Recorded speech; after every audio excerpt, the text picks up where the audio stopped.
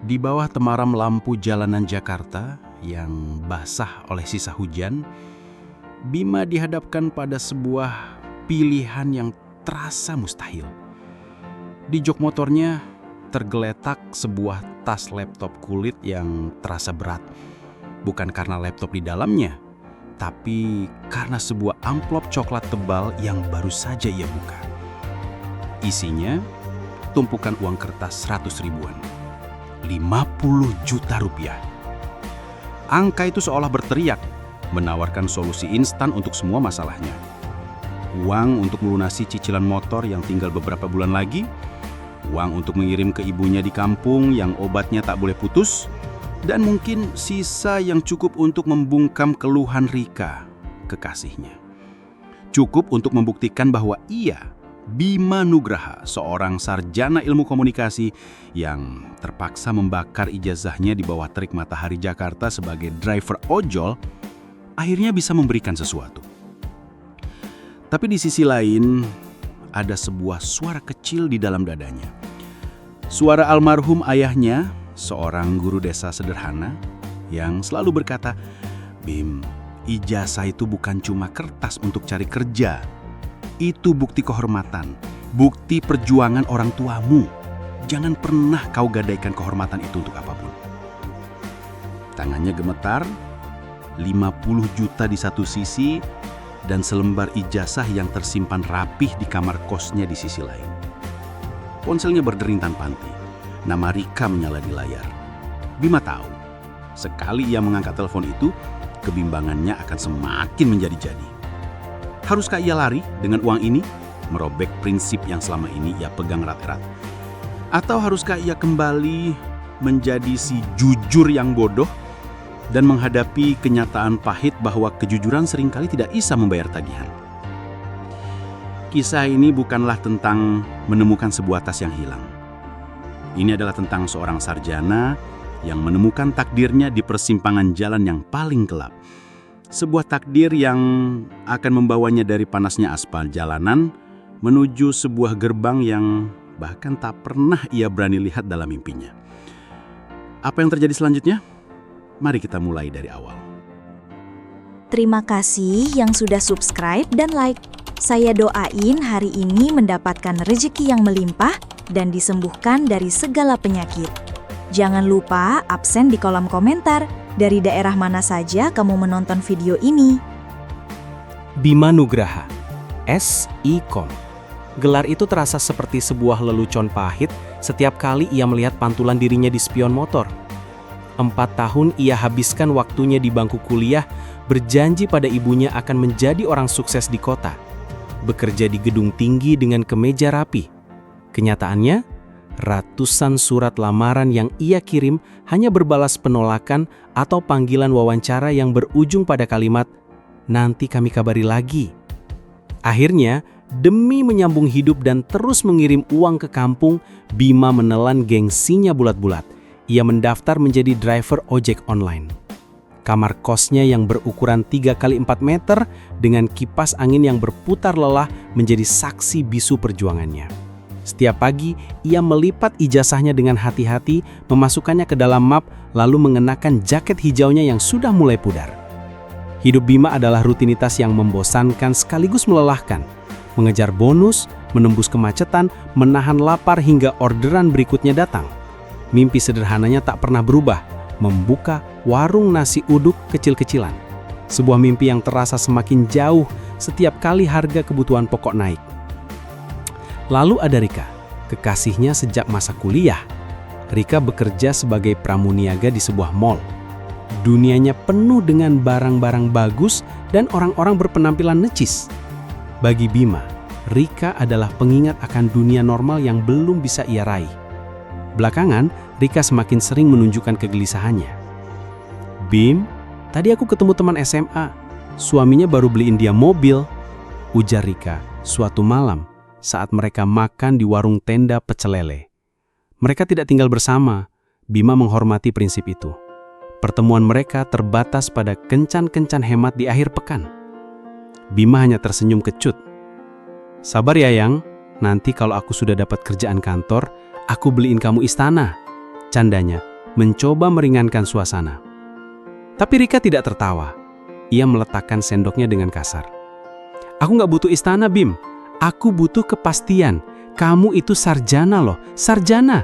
Masa depan kita masa cuma sebatas aspal sama orderan. Sampai kapan aku harus jelasin ke orang tuaku kalau calon suamiku kerjanya ngojek? Kata-kata itu lebih tajam dari pisau manapun menusuk langsung ke ulu hati Bima. Itu adalah titik lemahnya, status sarjananya yang seolah tak ada harganya. Aku lagi usaha, Rik. Aku juga sambil cari-cari kerjaan lain. Warung nasi uduk itu juga rencana serius. Bela Bima, suaranya melemah. Rencana, aku capek, Bim. Aku capek dengar kata rencana dan sabar.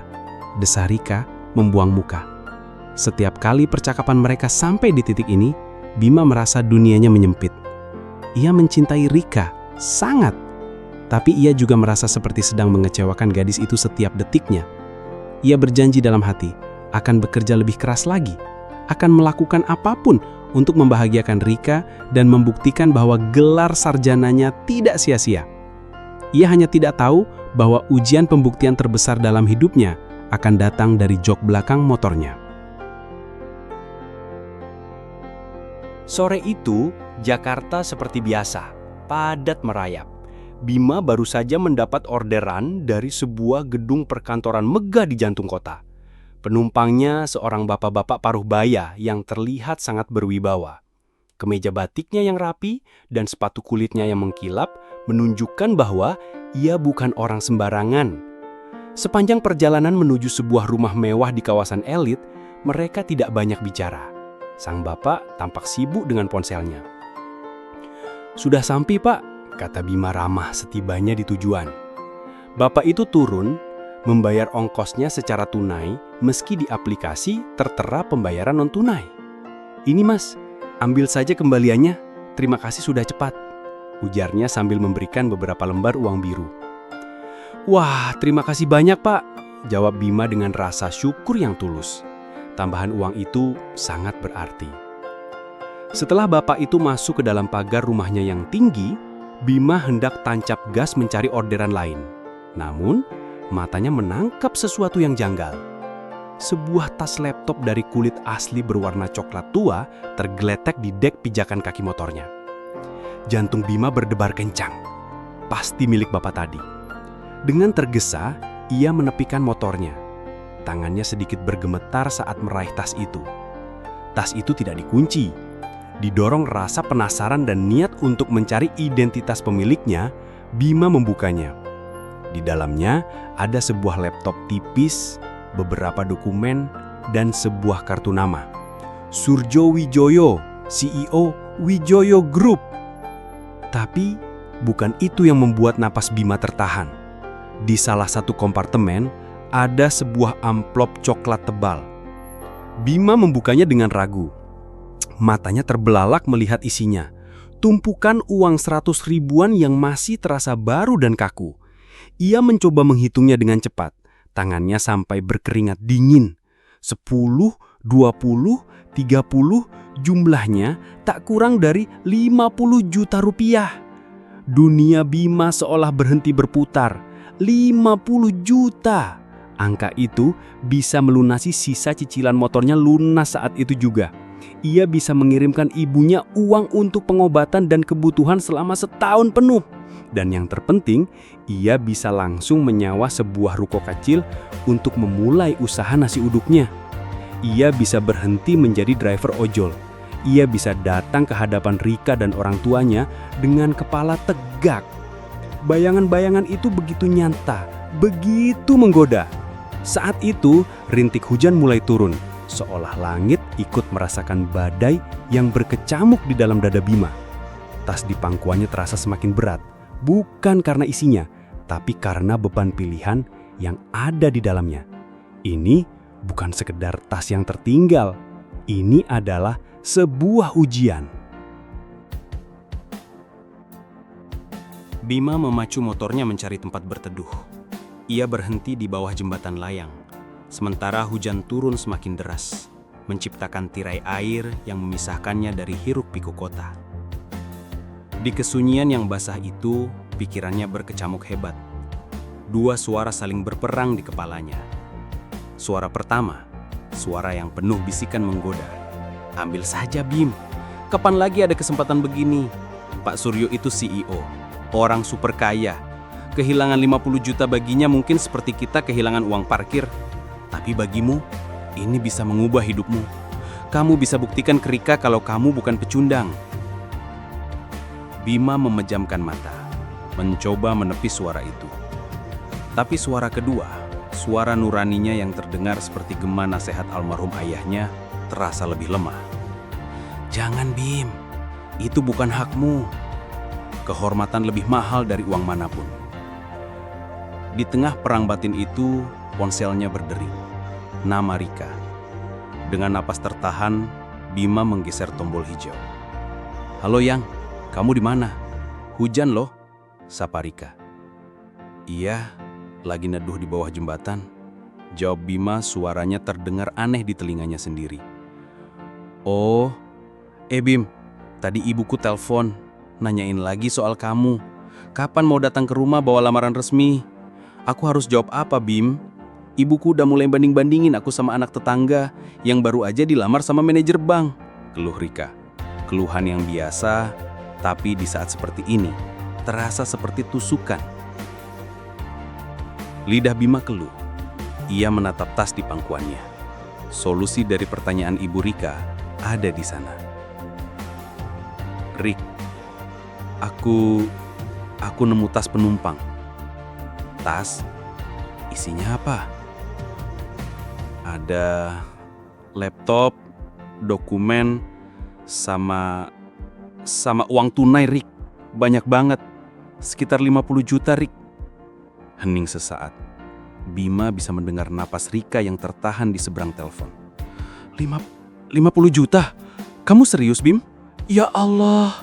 Suara Rika berubah drastis dari mengeluh menjadi penuh semangat. Bim, dengerin aku. Ini pasti petunjuk dari Tuhan. Kamu jangan bodoh, jangan dibalikin. Desakan Rika seolah menjadi angin bagi kebimbangan di hati Bima. Tapi, ini bukan uang kita, Rik. Lirih Bima. Sebuah perlawanan terakhir dari hatinya. Bukan uang kita gimana? Anggap aja ini modal dari langit. Kamu bisa langsung DP ruko buat warung kamu itu. Kamu bisa berhenti ngojek. Kamu bisa datang ke rumahku dengan percaya diri. Kamu ngerti nggak sih, Bim? Ini kesempatan sekali seumur hidup buat kita. Jangan jadi orang naif. Setiap kata dari Rika adalah godaan yang paling kuat. Karena semua itu adalah impian mereka berdua. Impian untuk hidup lebih baik, untuk menikah, untuk dihormati. Tapi, apakah ia harus meraih semua itu dengan cara yang salah? Bima mematikan teleponnya sepihak sendiri. Tak sanggup lagi mendengar bujukan itu. Ia menatap air hujan yang mengalir deras di aspal, merasa hatinya sedang diguyur oleh badai yang sama. Cukup, Bima tidak tahan lagi. Ia tidak bisa membiarkan dirinya hancur oleh kebimbangan. Dengan satu tarikan napas dalam, sebuah keputusan telah dibuat. Ia tidak membalas rentetan pesan dan panggilan dari Rika. Ia menyalakan mesin motornya, membelah hujan yang mulai sedikit reda. Tujuannya bukan kamar kosnya yang sempit, tapi kembali ke gedung perkantoran di Sudirman. Berdasarkan kartu nama yang ia temukan, ia tahu kemana harus pergi. Wijoyo Group. Setibanya di sana, penampilannya kontras dengan kemewahan lobi gedung. Jaketnya basah, sepatunya becek. Seorang satpam langsung menghampirinya dengan tatapan penuh selidik. "Maaf mas, ada yang bisa saya bantu?" Tanyanya nadanya formal namun curiga. "Selamat sore pak, saya Bima. Saya mau bertemu dengan Bapak Suryo Wijoyo. Ada barang milik beliau yang tertinggal di motor saya." Jelas Bima sambil sedikit mengangkat tas kulit itu. Melihat tas yang familiar itu, sikap satpam langsung berubah. Ia menjadi lebih hormat dan segera menghubungi seseorang melalui interkom. Tak lama, seorang wanita muda yang rapih turun menemuinya. Wanita itu memperkenalkan diri sebagai asisten Pak Suryo dan mengantar Bima naik lift. Pintu lift terbuka di lantai paling atas, sebuah lantai yang sepi dan didesain dengan elegan. Jantung Bima berdebar kencang saat melangkah masuk ke sebuah ruangan yang sangat luas. Di balik meja kerja besar, duduklah Pak Suryo. Ia mengangkat wajahnya, menatap Bima dengan sorot mata yang tenang dan sulit ditebak. "Saya sudah menunggu Anda, Bima. ucap Pak Suryo, suaranya berat dan berwibawa. Bima terkesiap. Bapak tahu, saya sadar tas saya tidak ada begitu saya masuk rumah. Saya bisa saja langsung meminta staf saya melacakmu lewat aplikasi atau memblokir semuanya. Tapi saya memilih menunggu. Saya ingin tahu, apakah ijazah sarjana dan prinsip yang diajarkan orang tua masih punya harga di kota ini? Bima melangkah maju, meletakkan tas itu dengan hormat di atas meja. Ini Pak, milik Bapak, semuanya utuh, tidak ada yang kurang satupun. Pak Suryo membuka tas itu, melirik isinya sekilas, lalu kembali menatap Bima. Sebuah senyum tipis terukir di bibirnya. Terima kasih, kamu telah membuktikan sesuatu hari ini. Malamnya, pertarungan sesungguhnya terjadi. Bima menemui Rika di depan kosnya. Rika langsung memberondonginya dengan amarah. Kamu balikin tas itu? Kamu serius, Bim? Kamu tahu nggak kita baru aja kehilangan kesempatan emas? Kamu bodoh. Aku bukan bodoh, Rik. Aku punya harga diri, balas Bima. Suaranya meninggi, lelah dengan semua tekanan. Harga diri bisa buat kita nikah, bisa buat bayar sewa kontrakan nanti, bisa buat orang tua aku bangga, teriak Rika. Air matanya mulai menggenang. Aku capek, Bim. Aku capek sama semua prinsipmu yang gak realistis itu. Kalau kamu memang lebih memilih harga dirimu daripada masa depan kita, lebih baik kita selesai sampai di sini. Kata selesai itu menghantam Bima seperti palu godam. Ia terdiam membisu, menatap gadis yang ia cintai kini terlihat seperti orang asing. Malam itu, di bawah gerimis yang kembali turun, Bima kehilangan kekasihnya. Ia merasa telah kehilangan segalanya. Ia tidak sadar bahwa ia baru saja lulus dari ujian terpenting dalam hidupnya.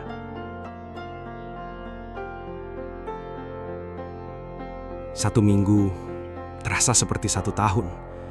Bima menjalani hari-harinya seperti robot. Bangun, menyalakan motor, mencari orderan, kembali ke kos, tidur. Rasa sakit karena ditinggal Rika terasa menggerogoti hatinya. Kamar kosnya yang dulu menjadi saksi bisu mimpi-mimpinya bersama Rika, kini hanya terasa sunyi dan penuh kenangan pahit. Ia sudah pasrah. Mungkin inilah jalan hidupnya. Menjadi orang jujur yang kesepian. Suatu siang, saat ia sedang beristirahat di panggalan ojek, sebuah nomor tak dikenal menghubunginya. Malas-malasan ia mengangkatnya. Selamat siang, benar saya berbicara dengan Bapak Bima Nugraha? Suara seorang wanita yang terdengar profesional menyapanya. Iya, saya sendiri. Maaf, ini dari mana ya?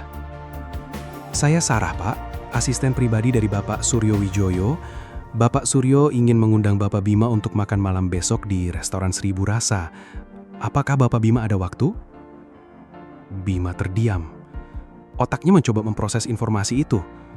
Seorang CEO mengundangnya makan malam. Untuk apa? Makan malam? Sepertinya salah sambung, Mbak. Tidak salah, Mbak Bima, jawab Sarah dengan sabar. Bapak Suryo secara pribadi yang meminta saya untuk mengundang Anda. Beliau bilang beliau punya sebuah penawaran yang mungkin menarik untuk Anda. Dengan rasa penasaran yang mengalahkan keraguannya, Bima setuju. Keesokan malamnya, ia datang ke restoran mewah itu dengan mengenakan kemeja batik terbaiknya, satu-satunya yang ia punya untuk acara formal. Pak Suryo sudah menunggunya di sebuah meja yang sedikit terpisah dari keramaian. Selamat malam, Bima. Terima kasih sudah datang. Silakan duduk. Sapa Pak Suryo dengan hangat, sama sekali tidak terlihat seperti seorang CEO yang angkuh. Setelah mereka selesai menyantap hidangan yang Bima bahkan tidak tahu namanya, Pak Suryo menatapnya lekat-lekat. Bima, saya tidak akan memberimu uang sebagai hadiah. Kejujuran dan karaktermu jauh lebih berharga dari itu. Saya ingin memberimu sesuatu yang lebih baik. Sebuah kesempatan. Pak Suryo kemudian menjelaskan bahwa Wijoyo Group memiliki banyak lini bisnis, termasuk unit usaha catering dan F&B yang sedang berkembang. Saya melihat kamu punya potensi, bukan hanya karena kamu jujur, tapi karena kamu seorang sarjana yang gigih. Saya ingin menawarimu posisi sebagai manajemen trainee di divisi catering saya. Saya akan memberimu gaji yang layak, tempat tinggal, dan saya sendiri yang akan membimbingmu. Kamu mau belajar? Bima tak mampu berkata-kata. Tenggorokannya tercekak. Air mata yang selama seminggu ini ia tahan, akhirnya tumpah juga. Ini adalah jawaban dari semua doanya. Mimpi yang ia anggap mustahil, kini ditawarkan di atas piring perak. Di tengah isak harunya, ia hanya bisa mengangguk. "Bagus," kata Pak Suryo sambil tersenyum. "Tapi tujuan saya mengundangmu ke sini bukan hanya itu." Ia lalu memberi isyarat pada seseorang. Wanita yang meneleponnya kemarin, Sarah, menghampiri mereka berdua dengan senyum anggun. "Bima, kenalkan, ini putri saya satu-satunya, Sarah," kata Pak Suryo. Bima mendongak, menatap gadis di hadapannya. Jantungnya kembali berdebar, tapi dengan alasan yang berbeda. Pak Suryo melanjutkan dengan nada yang lebih personal. "Terus terang, Bima, saya tidak hanya mencari calon manajer yang andal. Saya sedang mencari calon menantu yang berkarakter. Seseorang yang punya prinsip dan tidak akan menyakiti putri saya. Saya sudah melihat kejujuranmu. Selebihnya, biarlah takdir dan kalian berdua yang menentukan." Dunia Bima akan dijungkir balikan untuk kedua kalinya. Dari seorang driver ojol yang patah hati, kini ia ditawari pekerjaan impian sekaligus restu untuk mendekati putri dari salah satu orang terkaya di kota itu.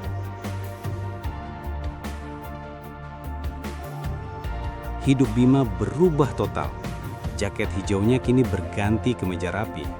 Hari-harinya tidak lagi dihabiskan di atas aspal, melainkan di dapur catering yang sibuk, ruang rapat, dan pertemuan dengan klien. Pak Suryo benar-benar menepati janjinya. Ia memperlakukan Bima seperti anak sendiri, mengajarkan semua seluk-beluk bisnis dengan sabar. Mimpi Bima tentang warung nasi uduk tidak hilang, malah berevolusi. Ia kini belajar bagaimana cara membangun sebuah brand kuliner yang profesional. Hubungannya dengan Sarah pun terjalin secara alami. Sarah bukanlah putri manja yang hidup dalam kemewahan. Ia cerdas, rendah hati, dan terlibat aktif dalam bisnis ayahnya. Ia sering menemani Bima, membantunya beradaptasi, dan menjadi teman diskusi yang menyenangkan.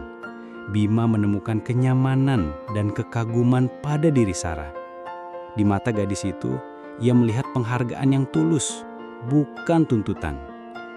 Suatu sore, saat mereka sedang meninjau lokasi untuk cabang catering baru, Bima memberanikan diri untuk bertanya, "Sarah, sejujurnya aku masih merasa ini semua seperti mimpi. Kenapa ayahmu melakukan semua ini? Menguji orang asing dengan cara yang sedemikian lupa?" Sarah tersenyum, namun sorot matanya berubah sendu. Ia menarik nafas dalam sebelum memulai ceritanya. Inilah bagian terakhir dari teka-teki yang selama ini mengganjal di benak Bima. "Mas Bima, ayah melakukan itu semua karena sebuah trauma. Setahun yang lalu, aku hampir menikah. Tunanganku berasal dari keluarga terpandang. Penampilannya sempurna, bicaranya manis. Semua orang bilang aku sangat beruntung." Bima mendengarkan dengan seksama. "Tapi beberapa minggu sebelum hari H," lanjut Sarah, suaranya sedikit bergetar, "ayah menemukan kebenarannya. Dia menggunakan nama perusahaan untuk menipu investor. Uang yang seharusnya untuk proyek, ia pakai untuk gaya hidup mewahnya. Dia serigala berbulu domba." Hati Bima ikut rasa perih mendengarnya. Sejak saat itu, ayah berubah. Baginya kekayaan, gelar, dan penampilan luar itu tidak ada artinya lagi. Dia trauma. Satu-satunya hal yang ia cari untukku adalah seorang pria yang karakternya sudah teruji. Pria yang jujur sampai ke tulang sumsumnya. Sarah menatap Bima lekat-lekat. Tes tas itu sebenarnya lebih dari sekedar tes. Itu adalah sebuah audisi yang dirancang dengan sangat hati-hati. Dan ada satu hal lagi yang perlu Mas Bima tahu. Apa itu? Yang Mas Bima antar malam itu bukanlah ayah. Beliau adalah Pak Udin, supir pribadi ayah yang sudah bekerja lebih dari 20 tahun. Ayahku ada di mobil lain, memantaumu dari kejauhan. Ia ingin melihat reaksimu secara langsung, tanpa rekayasa. Ia ingin memastikan bahwa kejujuranmu itu asli, bukan sekadar kebetulan. Bima terpana. Seluruh kejadian itu ternyata adalah sebuah skenario yang jauh lebih rumit dari yang ia bayangkan. Ia bukan sekadar beruntung, ia telah dinilai, diuji, dan dinyatakan lulus oleh seorang ayah yang sedang mencari benteng terkuat untuk melindungi harta paling berharganya, putrinya. Setahun kemudian, di sebuah ballroom hotel yang megah, Bima berdiri tegap dengan setelan pengantin adat Jawa. Di sampingnya Sarah tampak begitu anggun dalam balutan kebaya putih. Mereka telah resmi menjadi suami istri. Di belakang mereka, Pak Suryo menepuk pundak Bima. Matanya berkaca-kaca penuh haru dan kelegaan. Ibunya Bima, yang kini sehat dan tinggal bersamanya di Jakarta, tak henti-hentinya mengucap syukur. Kisah hidup Bima telah menjadi sebuah legenda kecil di lingkungan Wijoyo Group. Ia kini menjabat sebagai manajer pengembangan bisnis F&B. Dan mimpinya telah terwujud. Dengan dukungan penuh dari mertuanya, ia membuka gerai pertama nasi uduk Bang Bima, sebuah restoran modern dengan resep otentik warisan keluarganya yang langsung viral dan ramai dikunjungi. Terkadang, di tengah kesibukannya, Bima masih sering terdiam, teringat pada jaket hijaunya, pada kamar kosnya yang sempit, dan pada malam saat ia dihadapkan pada pilihan tersulit dalam hidupnya. Ia tidak pernah membenci Rika.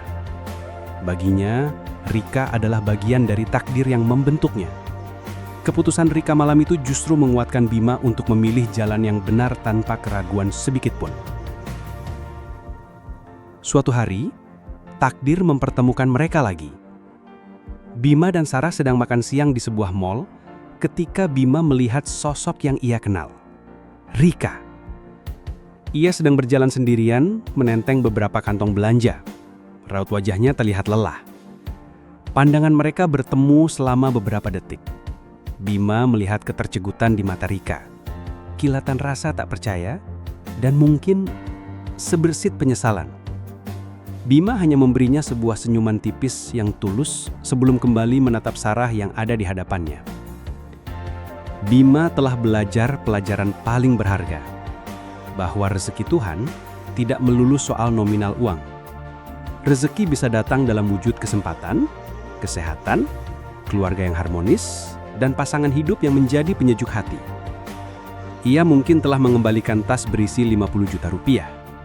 Tapi Tuhan telah menggantinya dengan kehidupan yang nilainya tak terhingga. Karena pada akhirnya, prinsip dan harga diri bukanlah beban yang memperlambat langkah, keduanya adalah kompas yang akan menuntun kita pada takdir terbaik yang seringkali tersembunyi di balik ujian terberat. Setiap hari, hidup menyodorkan kita tas-tas ujian dalam berbagai bentuk. Pertanyaannya, jalan mana yang akan kita pilih?